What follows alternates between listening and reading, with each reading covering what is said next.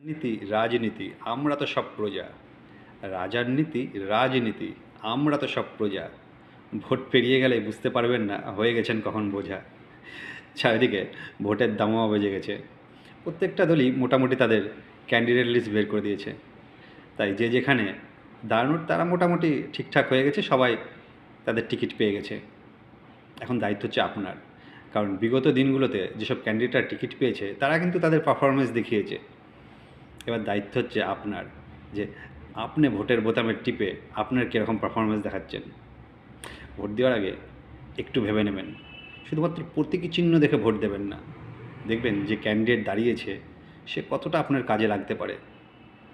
সেই ক্যান্ডিডেট জিতলে আপনার বাড়ির ছেলেটা বা মেয়েটা কোনো চাকরি বাকরি পাচ্ছে, বা তার এলাকায় ন্যূনতম কিছু ব্যবসা শুরু করতে পারছে কি পাচ্ছে না। রাতবিরেতে যখন আপনি হসপিটালে ভর্তি হবেন, সেই ক্যান্ডিডেটকে ফোন করলে বা সেই ক্যান্ডিডেটের জনপ্রতিনিধিদের ফোন করলে ব্লাড ব্যাঙ্কে সে যেন আপনার রক্তের জোগাড়টা দিতে পারে। আপনার এলাকার রাস্তাঘাট, নর্দমা, এগুলো যেন সেই ক্যান্ডিডেট বা ক্যান্ডিডেটের প্রতিনিধিরা পরিষ্কার করতে পারে।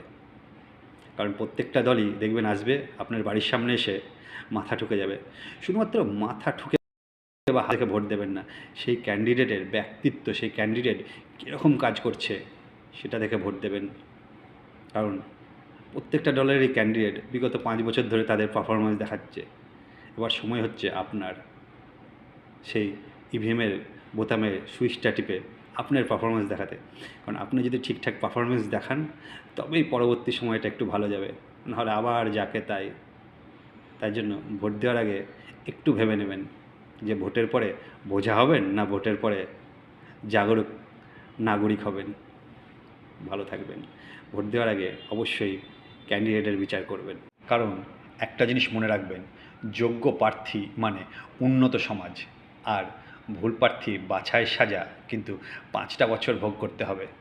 তাই বংশ বা প্রথা দেখে নয়, কর্মদক্ষতা দেখে ভোট দিন, তবেই পরবর্তী 5টা বছর ভালো যাবে। তাই ভোট দেওয়ার আগে অবশ্যই ক্যান্ডিডেটের বিগত দিনগুলোর কাজগুলো একবার পর্যবেক্ষণ করবেন।